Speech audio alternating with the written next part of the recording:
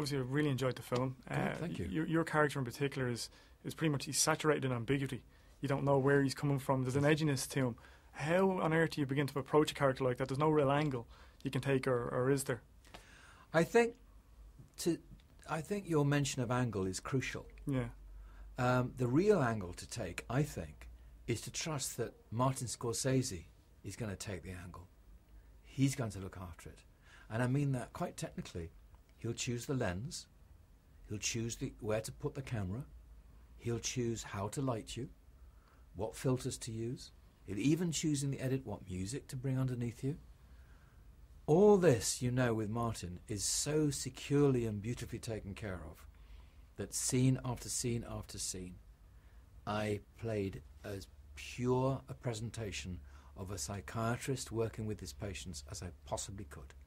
And therefore, my performance was very much dictated by my relationship with the patients and my fellow doctors. Because my psychiatrist has a quest in the film to move from a certain kind of invasive surgery through the skull, which is called a lobotomy, which is terrifying, and massive drug therapy, which almost kills the soul, to conversation, trust, talk, and getting to the heart of the trauma that has damaged this person's mind. So I stuck to that firmly, take after take, and the great Martin Scorsese shifts how I'm perceived. He shifts. I don't act that. He shifts around me. So there's obviously still a strong collaboration there, though. You're Yes. speaking earlier on at the press conference about how no conversation between Martin and Leo is just between those two. It's inclusive of the whole set. Is it refreshing to have a film on this scale and a director who's widely regarded as one of the best of all time to have that kind of demeanour about him on set? It's a delight because the whole process was building and layering and digging around a subject. So the debate, the dilemma, the question, you know, the central question in the film: what is or what is not madness? What is sane? What is a decision? How do we perceive?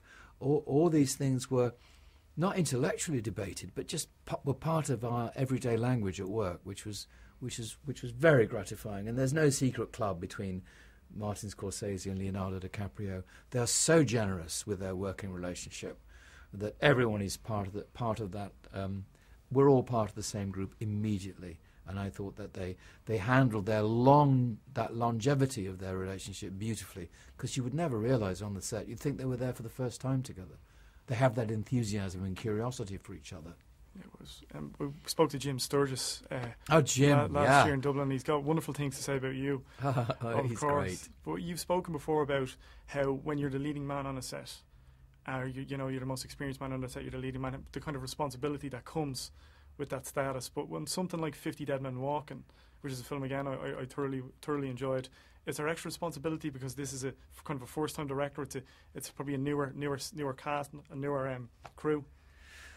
I think the best thing that we can do is understand our character in the film, and understand where that character fits in the narrative. Why is that guy in the film? What is that guy there for? To provoke the film in a certain direction. What are you trying to tell the audience by using him as opposed to him?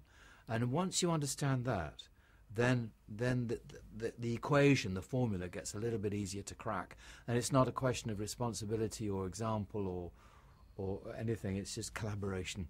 And if you wholeheartedly collaborate, knowing where your character's coming from and what your character's job is in the film, then I think that you get the enthusiasm of everyone around you, and it's a democratic process immediately, because you're all hunting for the same thing. You're all hunting for the same truth, in a good movie, that is.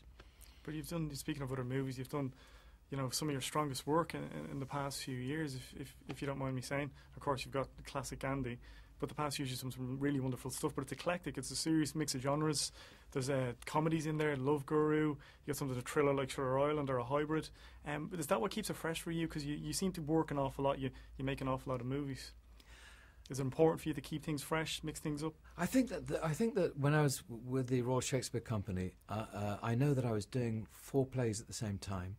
They were all very different characters, and it's as a young actor that I was injected with the need for variety, the necessity for variety, that you had to go into very different areas in different plays on 4 different nights of the week.